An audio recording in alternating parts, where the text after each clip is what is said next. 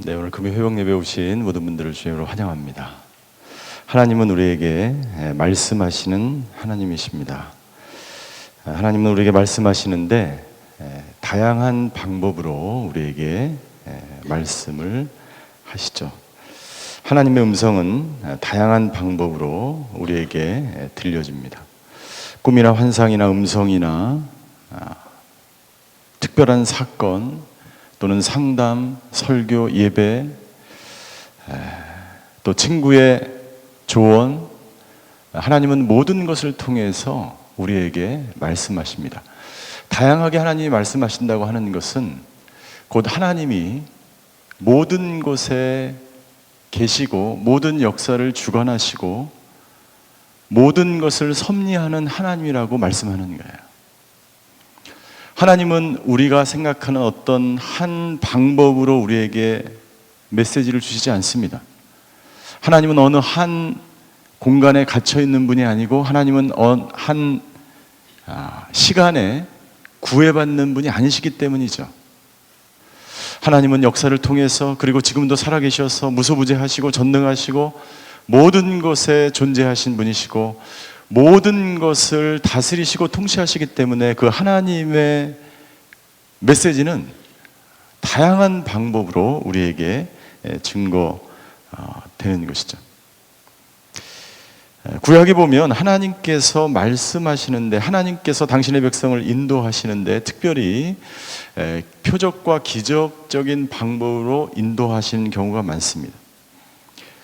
구름기둥과 불기둥, 그것이 바로 하나님의 기적이라고 할 수 있겠죠. 지금 우리가 이 시대를 살아가는데도 낮에 구름 기둥이 딱 집 앞에 있어서 구름 기둥이 뜨면 그 기둥대로 이렇게 인도함 받아서 교회까지 오신 분 없으시죠? 불기둥이 있어서 밤에 이렇게 환하게 비춰줘서 집까지 인도해 가시는 분 없을 거예요. 구약 시대 때는 여러 가지 기적이 필요했던 시대였습니다. 특별히 기드온이 하나님의 인도하심을 받기 위해서 사용한 방법도 하나님께서 나에게 표적을 보여주시면 내가 그것이 하나님의 인도하심인 줄 알고 하나님의 사인인 줄 알고 그 방법대로 따르겠다라고 이야기했죠. 고백했죠.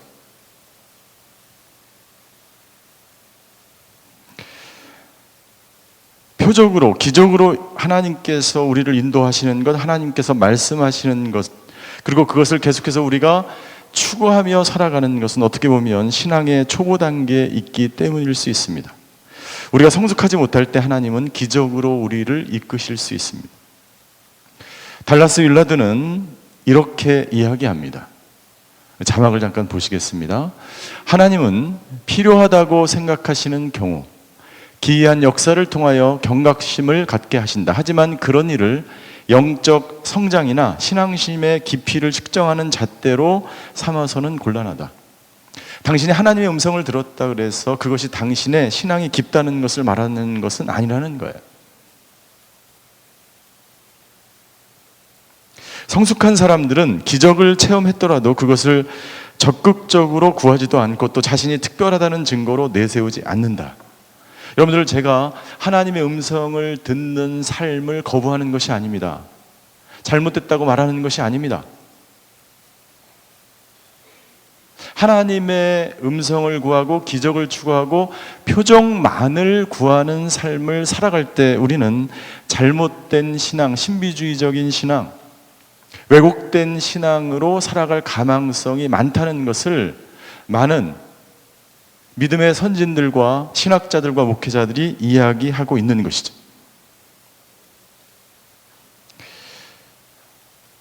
표적이 일어나지 않는다는 것도 아닙니다. 표적이 지금도 여전히 일어나고 있죠. 하나님의 음성은 여전히 들리고 있잖아요. 그러나 우리가 건강한 방법으로, 건강한 채널로 하나님의 음성을 듣고 하나님의 메시지를 듣고 하나님의 인도하심을 따라서 살아가는 것이 중요하다는 거예요. 기드온은 하나님의 뜻을 알기 위해서 표적을 구했죠.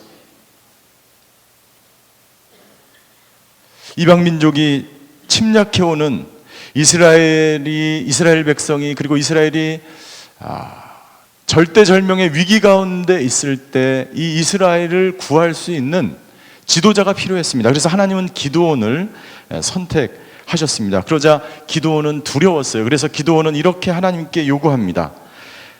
첫 번째, 그가 펼쳐놓은 양털에만 이슬이 내린다면 하나님께서 나를 지도자로 세우신 사인이라고 제가 받아들이겠습니다. 하나님이 그렇게 하셨어요.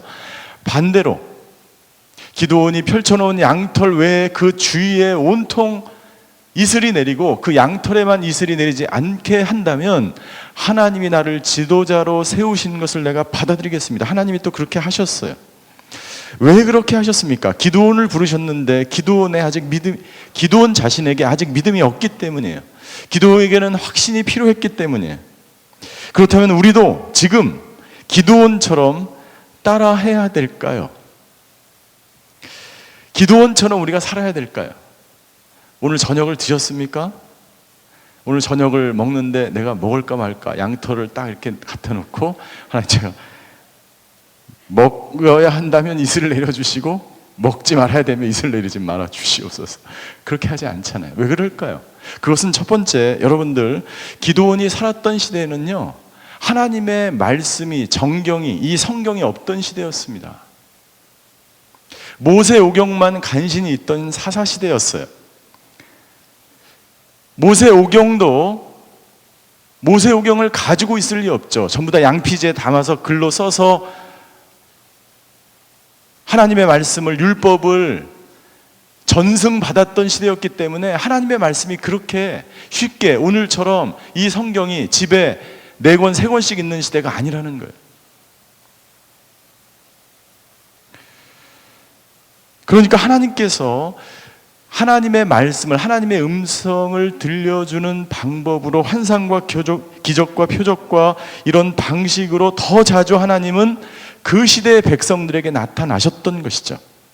구약시대에는 하나님을 가까이 알 수 있었던 도구, 그리고 하나님의 뜻을, 그리고 이것이 하나님의 인도하심인지를 분별할 수 있는 분명한 근거가, 통로가, 수단이 부족했던 시대였기 때문에 하나님은 불기둥과 구름기둥을 보여주시고 직접 나타나셔서 말씀하시고 양털의 이슬을 내려주셔서 이것이 너희를 인도하는 사인이라고 말씀하실 수밖에 없던 시대에 살았던 것이죠. 두 번째, 지금도 우리가 모든 상황에서, 개인적인 중요한 상황에서 기드온처럼 양털의 기적을 사용해야 한다면 이것은 어떻게 보면 하나님을 시험하려고 하는 우리 마음의 교묘한 방법이 될 수 있습니다. 하나님은 이미 모든 것을, 우리가 이 세상에서 살아갈 수 있는 원리를 이 하나님의 말씀, 성경책에 다 기록해 놓았어요. 더 이상 뭐가 필요할까요? 제가 알고 있는 한 교회 목사님은 예언의 은사가 있으세요. 뭐 저희 가운데도 예언의 은사가 있는 분이 계시겠죠. 근데 이분은 굉장히 신통해요. 수지에 있는 모 교회인데, 수지에 있는 모 교회요. 그 상가 건물 이렇게 꼭대기에 십자가 쫙 서 있는데, 그래서 많은 사람들이 거기 갔어요. 저희 교회에서도 많이 갔습니다. 많이 갔어요. 그런데 그 기업 CEO가, 재벌이에요. 재벌 CEO가 하루아침에 이 재산을 다 몽땅 뺏겼어요. 그리고 감옥에 들어가게 됐어요. 감옥에 들어갔을 뿐만 아니라 자기가 가지고 있는 모든 회사의 전 재산을 몰수를 당했습니다. 너무나 억울하죠. 너무나 고통 가운데 있는데 누군가를 통해서 그 목사님이 그분을 찾아갔어요. 그랬더니 그 목사님이 가서 예언을 해줬는데, 당신은 때가 차면 반드시 감옥에서 나올 것입니다. 때가 차면 감옥에서 나올 것입니다. 맞는 말에 틀린 말이에요. 맞는 말이에요. 맞는 말이죠. 그런데 여러분들, 사람이 연약해지면 누가 하는 좋은 그 메시지가 바로 100% 그냥 받아들여지는 거예요. 여러분들, 내가 행복하고 내가 평안하고 내가 아무 일도 없고 내가 내 사업이 잘 되고 잘 나가면 여러분들 잘 안 들어옵니다. 그런데 이 목사님의 말씀이 너무나 100% 잘 들어맞는 거예요. 그리고 사람들이 가서 예언을 받는데 너무나 잘 맞는 거예요. 근데 이분이 이제 금방 어떻게 하다가 이제 빨리 출소하게 됐어요. 그래서 그 교회 분당 수지에 있는 그 교회 목사님을 자주 찾아갔어요. 찾아가서 어떻게 됩니까? 저렇게 됩니까? 너무 많이 찾아가니까 이 목사님이 나중에는 화가 나서 이제는 더 이상 오지 않으셔도 됩니다. 오지 않으셔도 됩니다.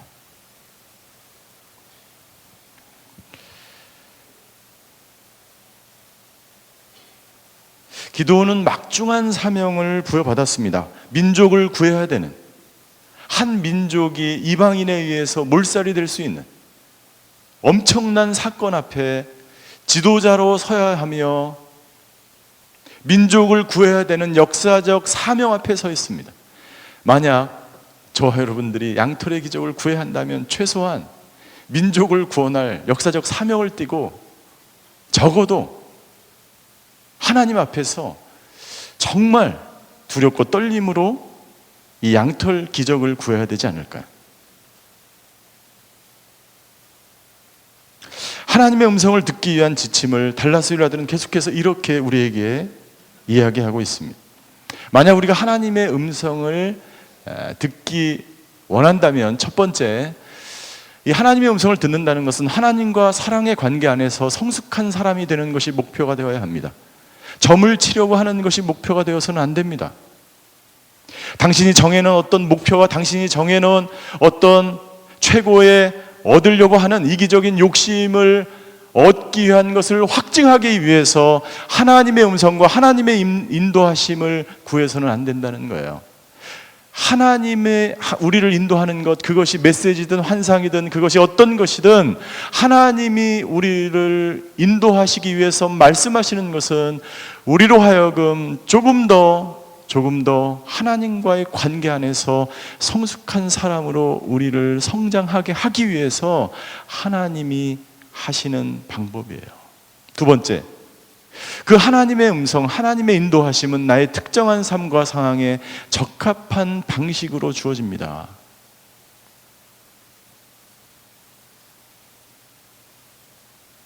하나님께서 나에게 주시는 그 메시지는, 하나님께서 나에게 주시는 그 음성은요, 전혀 다른 사람이 볼 때도 주위의 환경을 어렵게 하거나 다른 사람을 곤란하게 하거나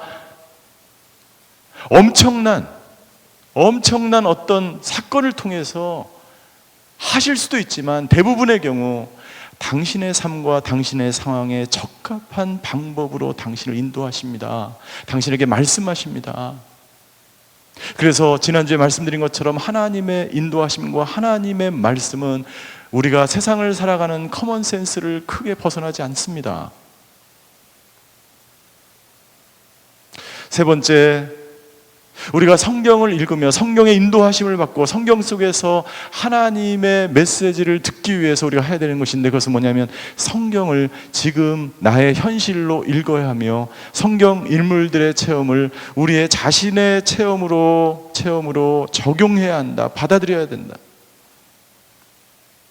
이 성경은 과거에 있었던 그냥 한 역사적인 책이 아닙니다. 이 성경은 5,000년 전에, 6,000년 전에 한 번 쓰여졌던 역사 서적이 아니에요. 이 서적은 반드시 지금 현재 나에게 적용되어질 때 이 성경의 능력이 있는 거예요. 만약 당신이 그렇게 이 성경을 받아들이지 않고 그렇게 이 성경을 읽지 않고 적용하지 않는다면 이 성경은 하나의 교리책이고 이 성경은 하나의 추상적인 과거에 있었던 사건으로 모두 다 끝나는 거예요. 당신은 더 이상 이 성경책을 읽지 않을 거예요. 만약 당신이 성경에 인도된 대로 성경의 말씀대로 이 성경이 나에게 주시는 그 메시지를 따라서 살아왔지 않다면, 그렇기 때문에 당신은 성경책을 읽지 않을 수도 있어요. 왜요?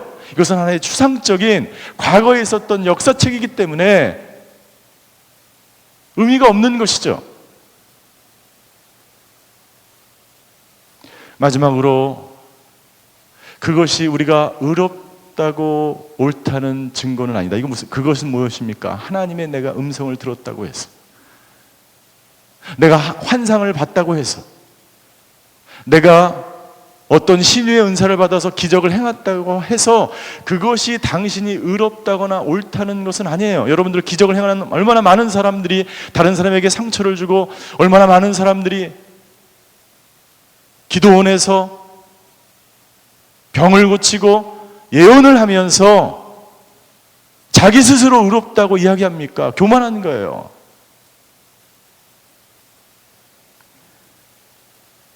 하나님의 음성을 듣는 것, 하나님의 메시지를 듣는 것, 성경을 통해서 내가 정확하게 하나님의 이끄심대로 살아간다는 것은 하나님과 함께 동행하며 하나님의 나라를 이루어가는 천국 시민으로서, 한 사람으로서 당연히 해야 될 의무와 책임과, 그리고 그것을 통해서 내 안에 계속해서 하나님을 사랑하는 마음으로 가득 충만해져서 우리가 천국에 가는 그날까지 그렇게 하나님과 교제와 만남을 통해서 성숙해가는 과정인 거예요. 그 이상도 그 이하도 아닌 것입니다. 따라서 여러분들 우리가 해야 될 것이 있는데, 그것은 뭐냐면 하나님의 인도하심을 받고 하나님의 음성을 듣기 전에 우리가 해야 되는 것이 있는데, 그것은 뭐냐면 하나님을 정확하게 이해하는 것이 중요합니다.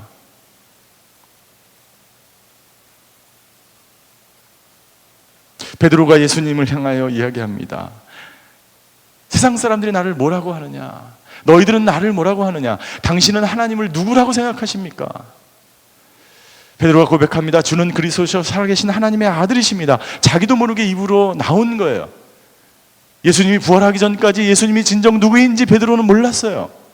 진정 메시아로서 구원자로 우리를 완전히 변화시켜서 새로운 피조물로 변화시킬 새로운 생명을 주시는 그 예수님을 몰랐어요. 3년간 같이 있으면서도 몰랐어요. 그럴 수 있어요. 하나님이 누구신지를 정확하게 알아야 하고, 그리고 하나님의 말씀이 무엇을 말하는지 알아야 합니다.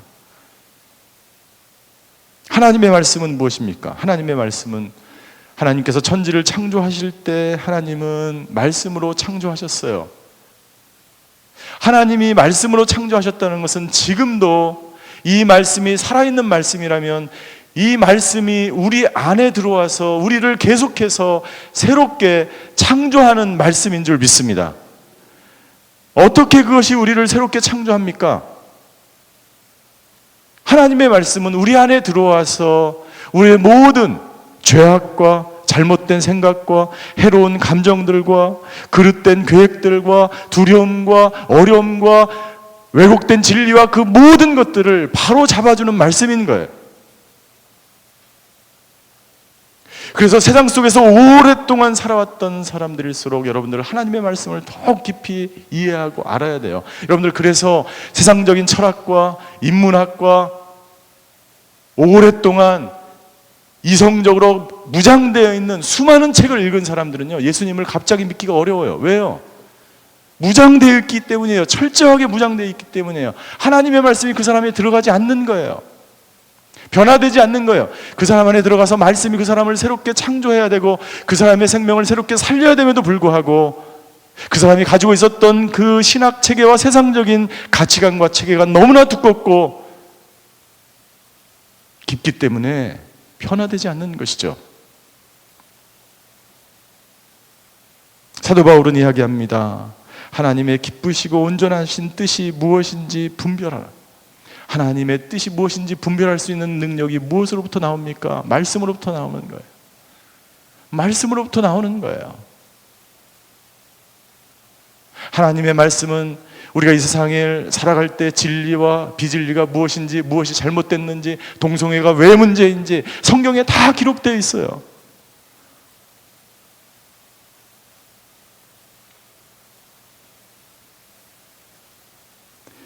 옳게 분별함으로 말미암아 하나님은 계속해서 나를 새로운 생명으로 이끌어 가시는 게 무엇이? 말씀으로.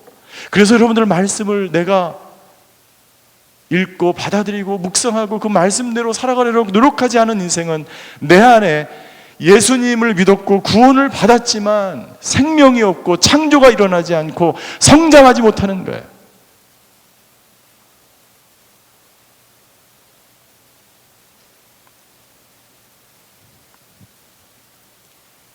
그 생명의 말씀이 내 안에 들어올 때 내가 변화되어지고, 그 생명의 말씀이 내 안에 들어갈 때 내 안에서 계속해서 하루하루 시간 창조가 일어나고, 그리고 나는 점점 하나님 닮은 형상으로 변화되어 가는 것입니다.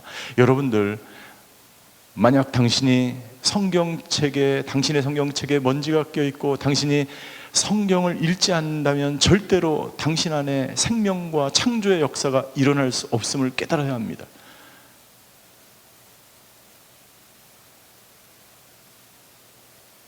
이 지구상의 모든 교회에서, 그리고 모든 공동체에서 여러분들 수도원에 들어간다고 날마다 수도가 하는 게 아니에요. 말씀을 묵상하는 수도를 하는 것입니다. 기도원에 들어가서 기도만 하는 것이 아니에요. 말씀을 붙들고 기도하는 것입니다. 전 세계 모든 교회, 모든 사람, 모든 수도원, 모든 기도원과 모든 신학교에서 여러분들 하나님의 말씀을 가리키고 연구하는 이유가 여기에 있는 것입니다. 말씀이 생명이요, 말씀이 우리 안에서 창조를 일으키기 때문인 것이죠. 시편 기자는 시편 119편 전체를 통해서 말씀으로 하나님의 인도하심을 받아야 함을 우리에게 말씀하고 있는 것입니다. 말씀하고 있는.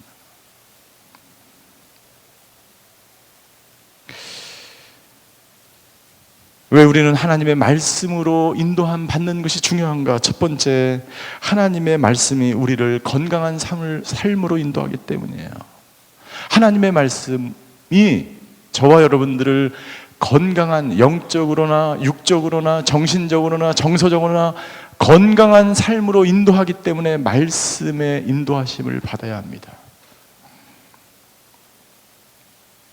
한 번의 기적을 경험할 수 있고, 한 번의 음성을 들을 수 있고, 한 번의 환상을 경험할 수 있어요. 그러나 여러분들, 그런 일은 평생 계속되지 않는다는 거예요. 평생 계속되어야 될 것은 뭐냐면 하나님의 말씀은 우리 안에 평생 거하며 계속 지속되어야 된다는 거예요.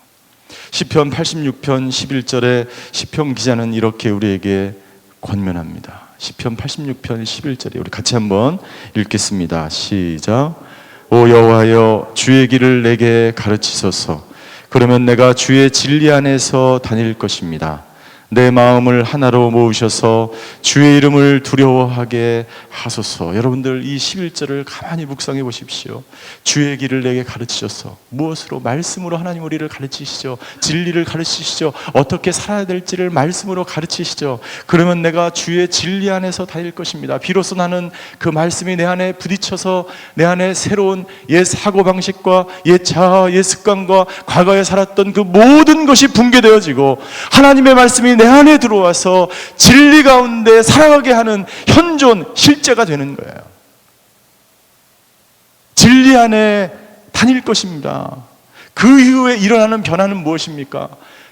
내가 하나님의 말씀으로 인해서 진리를 깨닫게 되고 진리로 걸어가다 되고 진리에 행하게 되면 그 다음에 일어나는 방법은 뭐냐면 내 마음이 하나가 된다는 거예요. 어떤 마음이? 우리는 끊임없이 세상으로 나아가려는 마음이 있어요. 세상적인 가치가 내가 과거에 있었던 습관대로 가려는, 이스라엘 백성들이 날마다 애굽으로 돌아가려는 그 모든 분열된 인간의 마음, 파편화된 인간의 마음, 날마다 죄를 지을 수밖에 없고 날마다 분노할 수밖에 없고 날마다 하나님이 거스리는 인간적 육적 소욕의 삶을 살아갈 수밖에 없는 인간의 존재가, 그 마음이 모아진다는 거예요.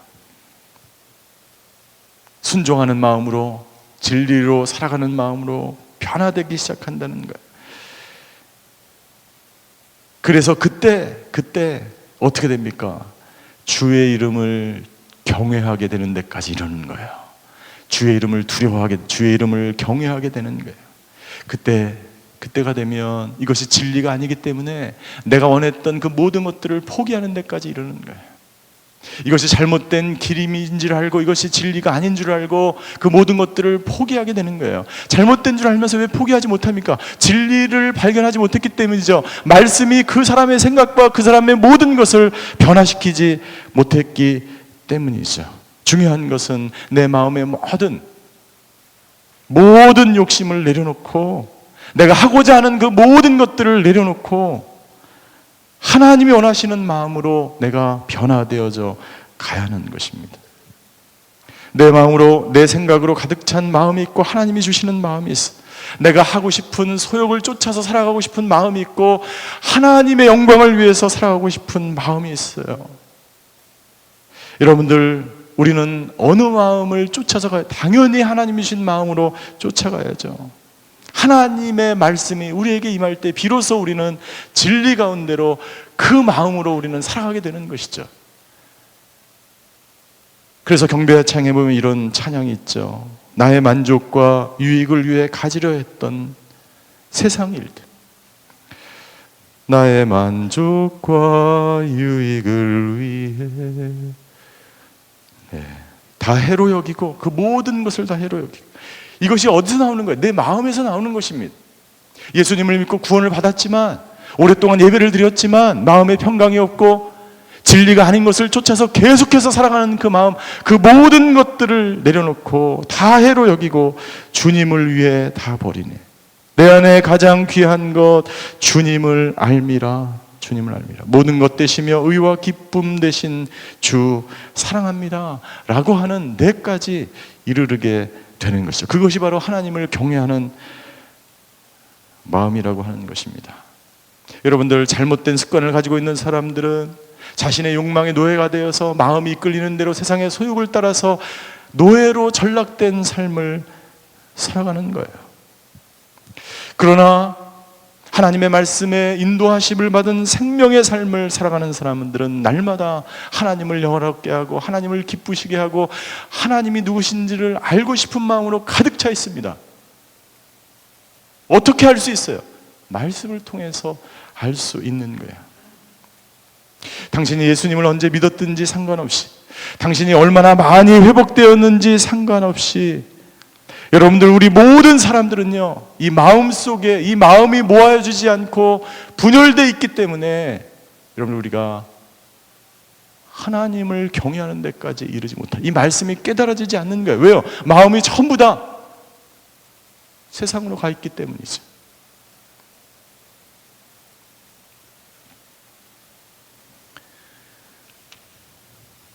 하나님의 말씀이 우리를 건강한 삶으로 인도하십니다.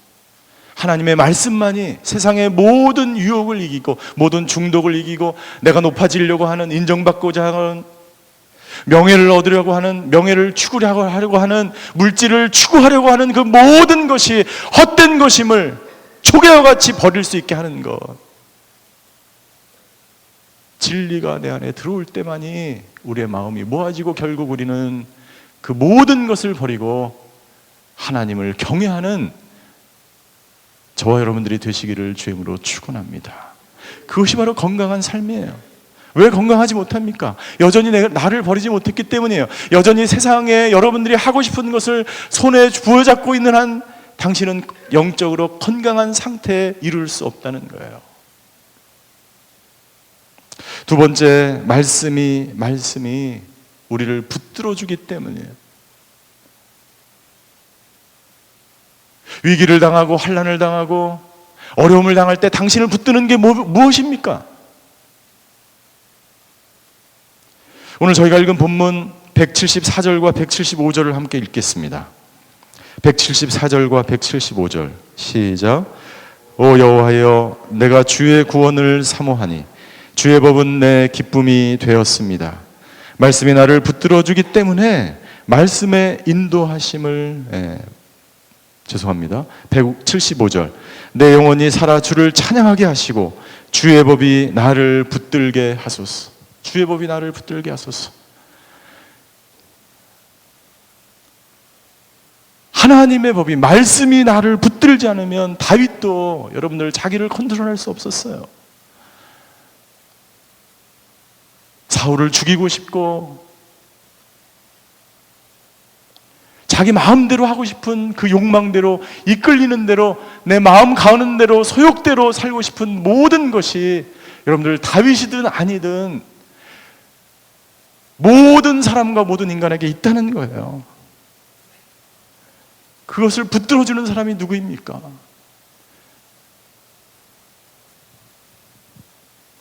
하나님의 말씀, 하나님의 사랑이에요. 이사야 선지자는 이사야 41장 10절에 이렇게 이야기합니다. 이사야 41장 10절, 우리 유명한 잘 알려진 말씀인데 같이 읽겠습니다. 시작. 그러니 두려워하지 마라. 내가 너와 함께 있다. 걱정하지 마라. 나는 내 하나님이다. 내가 너를 강하게 하고 너를 도와주겠다. 내 의로운 손으로 너를 붙들어 주겠다.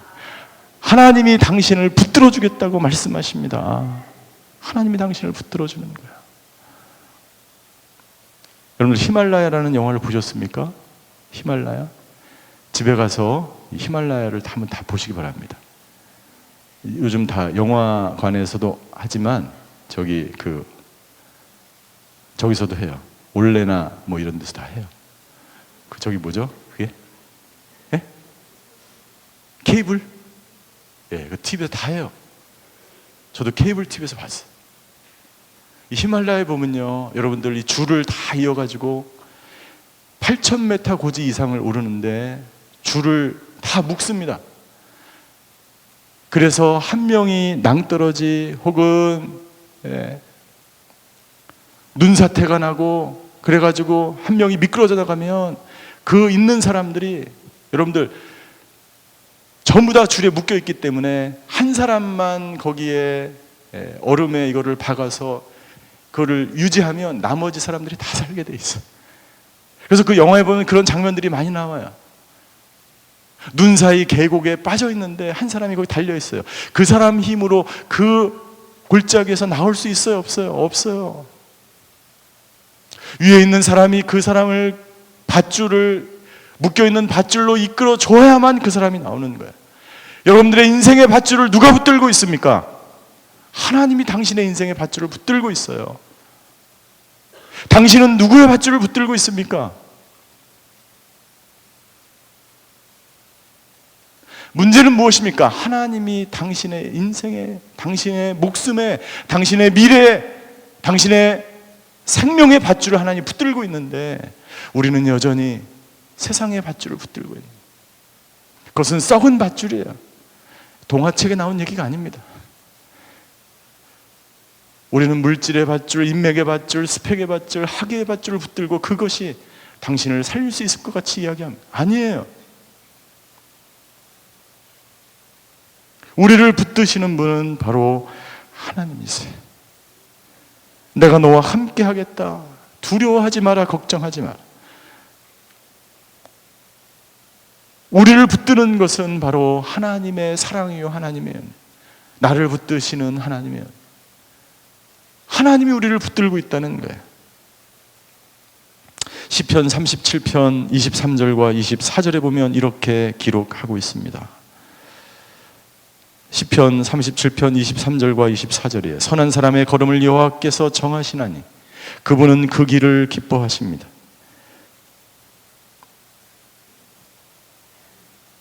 당신의 인생을 당신이 정한 것 같지만 당신이 정한 게 아니에요. 계획은 사람이 할지라도 그 길을 인도하시는 분은 하나님이라고 말씀하셨어요. 24절에 보니까 이렇게 기록하고 있어요. 그는 넘어지더라도 아주 엎어지지 않을 것입니다. 여러분들 가운데 넘어진 사람이 있어요? 죽지 않아요. 당신은 반드시 구원해낼 거예요. 당신이 넘어졌습니까? 당신이 상처를 받았습니까? 당신이 고통 가운데 있습니까? 그러나 아주 엎어지지 않습니다. 여호와께서 당신의 능력의 손으로 당신을 붙잡아 주시기 때문입니다. 그것을 신뢰하고 믿는 사람만이 그 안에서 생명의 역사에 놀라운 창조가 일어나기 시작하게 될 것입니다. 여러분들 우리의 삶을 뒤돌아보면 여러분들 힘들고 어려운 일들이 있었을 거예요. 이 자리에 앉아 계신 분 중에 고통을 당해본 적이 없는 사람이 어디 있습니까? 제가 사업하는 분들을 요즘에 많이 만나는데요. 그분들 이야기 들어보면요, 전부 다 빚이에요. 빚. 하루하루, 한 달 한 달 위기의 순간이 날마다 다가옵니다.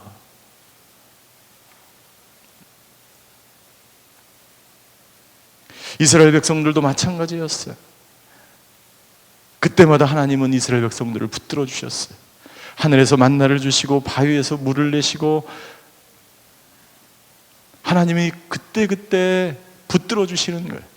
여러분들 뒤돌아보세요. 여러분들 위험 가운데서 그때그때 붙들어 주신 분이 누구십니까?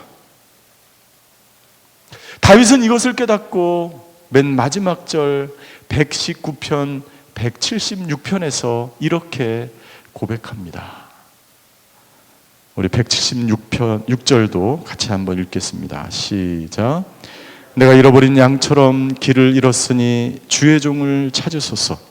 내가 주의 계명을 잊지 않았으니 아닙니다. 여러분들, 다윗은 스스로 잃어버린 양이 되었다고 이야기합니다. 잃어버린 양이 되었다고 합니다. 그런데 중요한 메시지가 있어요. 나는 절대 주의 말씀을 잊어버리지 않았어요. 놓치지 않았어요. 나는 양입니다. 나는 잃어버린 양입니다. 내가 지금 골짜기에 빠져 있습니다.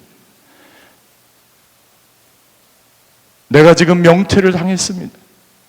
내 힘으로 해결할 수 없는 구덩이에 갇혀 있습니다. 동굴에 갇혀 있습니다. 그러나 하나님 나를 찾아 주시옵소서. 나는 주의 말씀을 잊지 않았습니다. 잊지 않았습니다.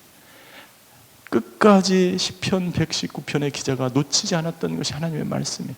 당신은 어렵고 힘들고 고통스러운 상황 가운데 있을 때 당신이 놓치지 말아야 될 것 한 가지가 있는데 다윗처럼 그 말씀을 붙드는 거예요. 붙드는 거예요. 여호와는 나의 목자시니 내게 부족함이 없으리로다라고 다윗은 고백합니다. 여러분들, 다윗이 부족함이 없는 상황이 아니었어요. 모든 것이 부족했어요. 저와 여러분들은 잃어버린 양들처럼 부족한 사람이에요. 연약한 사람이에요. 그래서 말씀의 인도하심을 받아야 되고 하나님의 붙드심을 받아야 됩니다. 하나님이 당신을 붙들지 않으면 우리는 잃어버린 양처럼 한순간도 하루도 살아갈 수 없는 존재예요. 오늘 당신을 붙드셔서 이곳에 앉아있게 하신 분도 하나님이세요. 당신이 예배를 잊지 않고 하나님의 말씀을 잊지 않고 그럼에도 불구하고 잃어버린 양이 되었음에도 불구하고 다윗과 같은 이 마음이 있었기 때문에 하나님께 예배하는 마음으로 말씀을 듣기 위해서 하나님의 인도하심을 받기 위해서 이 자리에 있는 줄 믿습니다. 하나님이 그 마음을 사랑하시고 기뻐하시는 줄 믿습니다. 여러분들, 히말라야라는 영화를 보면 이 히말라야 영화는 아시는 것처럼 실화예요. 2004년 5월 계명대학 원정대가 히말라야를 정복하기 위해서 떠납니다. 거기에 있던 사람이 박무택, 장민, 백준호였어요. 이들이 산을 정복하고 내려오다가 그 산에 갇혀서 죽게 됩니다. 그리고 2005년 3월 그 산에 있는 동료들이 산에 있다는 것이 너무나 고통스러워서 어몽길 대장이 대원들을 이끌고 그 동료들의 시신을 수습하기 위해서 휴면 원정대를 이끌고 갔던 실화를 영화로 만들었죠. 영화에 보면 이런 장면이 정말 저에게 감동이었어요. 어몽길 대장이 어몽길 대장이 어디에 가서 연설을 합니다. 그때 질문을 하는데 한 사람이 이렇게 많이 앉아 있는데 한 사람이 질문하는 거예요.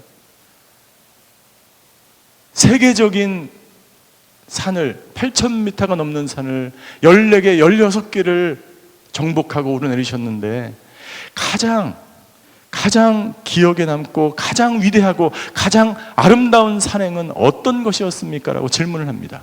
그때 어몽길 대장이 이렇게 이야기합니다. 한참 동안 고민하다가 나에게 있어서 가장 위대하고 아름다운 산행은 내가 가진 않았지만 그 당시 2004년 히말라야를 정복할 때 박무택이라는 대원이, 그 영화에서는 김인권 씨가 이 분을 역할을 했죠. 박무택 대원이 쓰러져 있을 때, 그리고 나는 눈이 안 보이고 설명에 걸려서 앞을 잘 볼 수 없고 손발이 시리고 나는 거의 죽어간다라는 무전을 받고 함께 있었던 백준호라고 하는 사람이, 김인권 씨가 분장했는데 그 백준호라는 사람이 저녁 8시에 이 박무택 씨를 데리러 올라간 거예요. 그리고 새벽이 다 돼서 새벽 5시, 6시에 박무택 대원을 찾습니다. 그리고 무전을 칩니다. 박무택 대원이 아직 살아있습니다. 아직 살아있습니다. 새벽에. 그리고 둘은 함께 거기서 죽어요. 8,000m가 넘는 그곳에서 둘이 죽습니다. 어몽길 대원은 이 세상에서 가장 위대하고 가장 아름다운 산행은 바로 그 박무택 대원을 구하기 위해서 저녁 8시 밤을 꼬박 새서 한 영혼을, 한 사람을 살리기 위해서 떠난 백준호 대장의 산행이었다라고 고백합니다.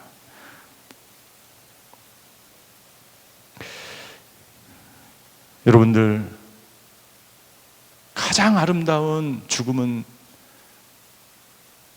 바로 예수님이 저와 여러분들을 살리고 여러분들에게 새로운 생명을 주기 위해서 말씀이 육신이 되어 이 땅 가운데 오신 사건인 줄 믿습니다. 휴면 원정대가 조직이 돼서 2005년 6월 13일 5월 달에 조직이 돼서 그 3월 달에 조직이 돼서 갔다가 90일이 넘도록 도전을 하다가 결국에 어몽길 대장 일행들이 박무택 대원을 찾습니다. 그리고 끌고 내려오는데 너무나 기상이 안 좋아서 끌고 내려오다가 8,500m 그 중간, 700m 그 중간에 산에 산소를 만들어서 묻습니다. 그리고 내려와서 2005년 6월 13일 계명대학교 성석 캠퍼스 바우어관 2층에서 합동 추모식을 열게 됩니다. 그때 계명대학교 이진우 총장의 추도사가 있습니다. 그 추도사의 한 내용이 이런 거예요. 자신들의 생명마저 아끼지 않은 뜨거운 동료애와 사랑은 만년설을 다 녹이기에 충분했다. 그들이 등장한 곳은 어쩌면 에베레스트라기보다는 신이 인간에게 부여한 인간의 최고봉이었다. 저는 이 추모사를 뒤져서 이것을 읽을 때 예수님의 사랑을 기억하게 됐어요. 여러분들, 예수님의 그 사랑은, 여러분들 히말라야 그 영화가, 그리고 휴먼 연정대가 왜 이렇게 감동적일까요? 거기에는 여러분들 목숨을 아끼지 않은 희생이 있었기 때문이에요. 왜 어몽길 대장의 가장 아름다운 산행이라고 이야기했을까요? 한 영혼을 살리기 위해서 자기 목숨을 아끼지 않은 그 대원의 산행이기 때문이죠. 여러분들, 예수님이 저와 여러분들을 위해서 십자가에서 죽은 그 모든 사건은 저와 여러분들의 모든 상처와 아픔을 녹이기에 충분한 줄 믿습니다. 여러분들, 당신의 상처와 아픔을 치유하기 위해서, 온전하게 회복시키기 위해서 예수님은 이 땅 가운데 오신 줄 믿습니다. 예수님은 지금도 말씀으로 당신에게 새로운 생명을 주시고 당신을 새롭게 창조하시는, 말씀이 육신이 되어 오신 예수 그리스도인 줄 믿습니다. 예수님은 스스로 이렇게 말씀하셨어요. 요한복음 10장 11절, 나는 선한 목자다. 선한 목자는 양들을 위해서 자기 생명을 내어 놓는다. 우리 예수님은 당신을 위해서 자신의 생명을 아끼지 않고, 여러분들, 인간이 자기 생명을 아끼지 않고 한 영혼을 찾으러 갔다면, 여러분들, 예수님은 에베레스트가 아니라 지옥이라도 가서 당신을 구하러 올 거예요.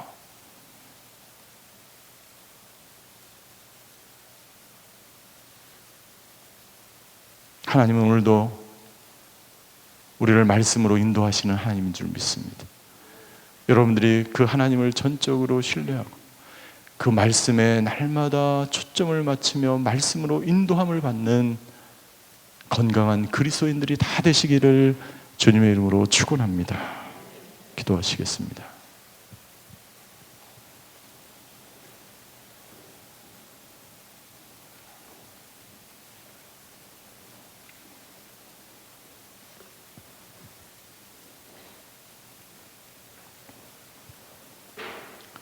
양들을 안전한 곳으로 인도하시는 분은 목자 외에는 없습니다. 양들을 푸른 초장으로 인도하시는 분은 오직 목자 외에는 없습니다. 그 목자는 지금도 잃어버린 양을 찾아서 돌아다니십니다. 당신은 잃어버린 양이셨습니까? 그래서 당신은 많은 상처와 아픔을 가지고 계십니까? 아니, 지금 현재 당신은 잃어버린 양처럼 힘들고 어려운 상황 가운데 계십니까? 오늘 다윗의 고백이 저와 여러분의 고백이 되시기를 주의 이름으로 축원합니다. 내가 주의 계명을 잊지 않았습니다. 오 하나님, 당신은 나의 목자이십니다. 나를 인도하여 주시옵소서. 목자 되신 그 주님께서는 우리를 붙들어 주시고 우리를 일으키시고 우리를 찾으셔서 우리를 온전케 회복시키시는 하나님인 줄 믿으시며 그분께 당신의 모든 인생을 맡기시며 당신의 길을 인도하시며 당신을 푸른 초장으로 인도하시는 그 하나님을 온전히 신뢰하며 나아가시는 저와 여러분들이 되시기를 주의 이름으로 축원합니다. 오늘 시간에 우리가 함께 기도할 때, 오 주여, 나의 길을 주님께 의탁합니다. 주여, 말씀으로 나를 인도하여 주시옵소서. 아버지 하나님, 다른 것 붙잡지 않고 오직 주님만을 붙잡는 하나님의 사람 되겠습니다. 말씀을 붙잡고 살아가는 하나님의 사람 되겠습니다. 이 시간에 다 같이 기도하며 주님 앞으로 나아가시겠습니다. 사랑의 하나님, 잃어버린 양처럼 길을 잃어버린 계신 분들이 있고 우리 아버지 하나님, 생명 없이 살아가는 분이 여기 있다. 오 하나님, 이 시간에 다윗처럼 하나님의 말씀을 부여잡고 살아가게 주시옵소서. 아버지 하나님, 우리 인생이 기쁨이 없고 우리 인생이 외롭고 힘들고 고통스러워 하나님이 인도하시는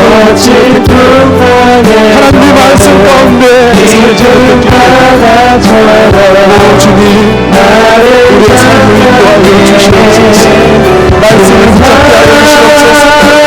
세상을 붙잡지 않고 사람을 붙잡지 않고 명예를 붙잡지 않고 인정을 붙잡지 않고 물질을 붙잡지 않고 세상을 붙잡지 않고 오직 말씀을 붙잡고 주님을 붙잡고 하나님을 붙잡고 내 길을 인도하시고 내 삶을 인도하시고 내 ജീവിത을 인도하시고 하나님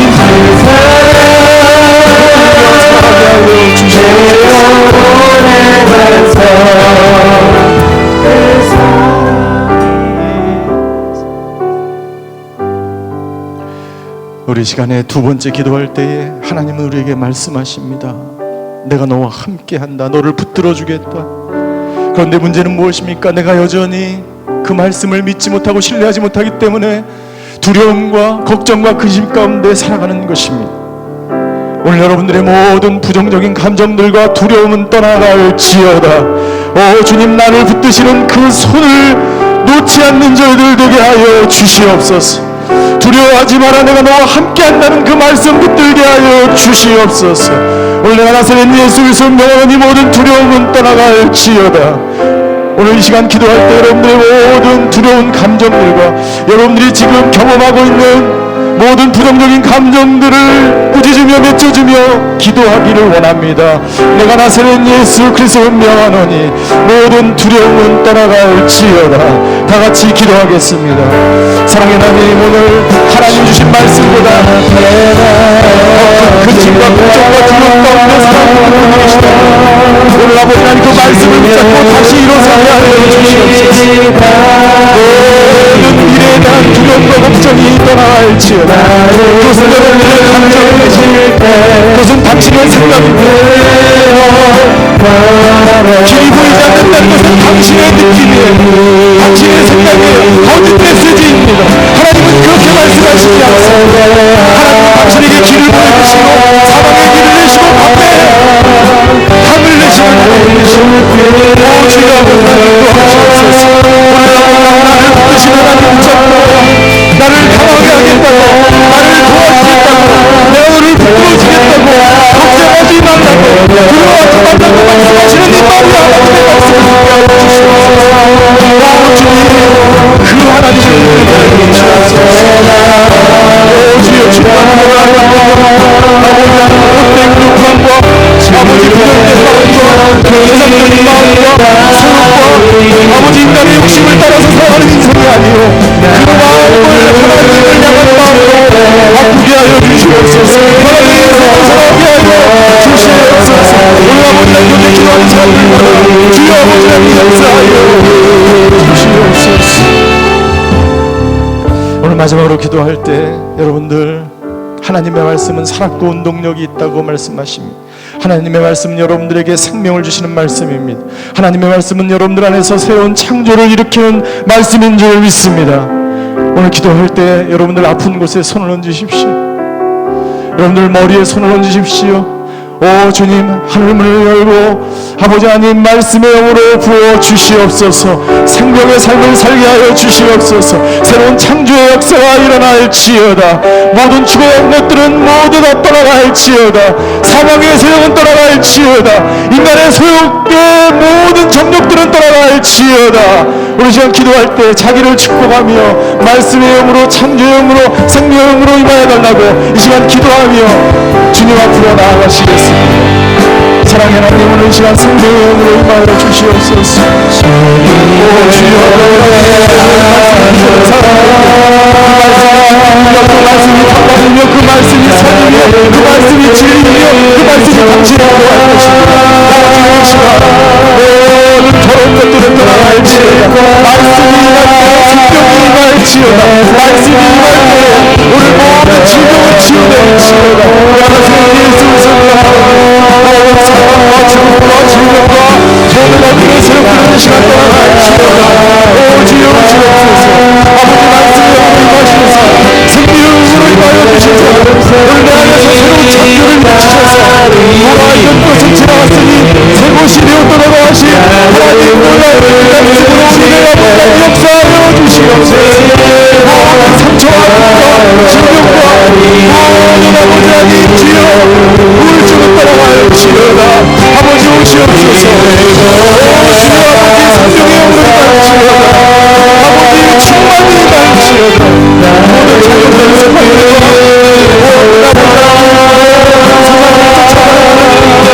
욕망과 모든 유혹과 모든 아버지 주여 부정적인 가치관과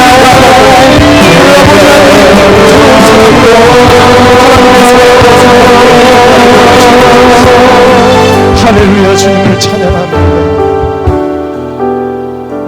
하나님, 오늘 말씀의 성령의 법이 오늘 우리에게 충만히 임하는 놀라운 역사가 있게 하여 주시옵소서. 생명으로 우리를 살려 주시옵소서. 일어날지어다. 빛을 발할지어다. 창조의 역사가 우리 안에 일어날지어다. 아버지 하나님 말씀으로 우리를 인도하셔서 감사합니다. 아버지 말씀을 떠난 자들이 말씀으로 돌아오게 하여 주시옵소서. 아버지 말씀을 잊었던 사람들이 말씀을 기억하게 하여 주시옵소서.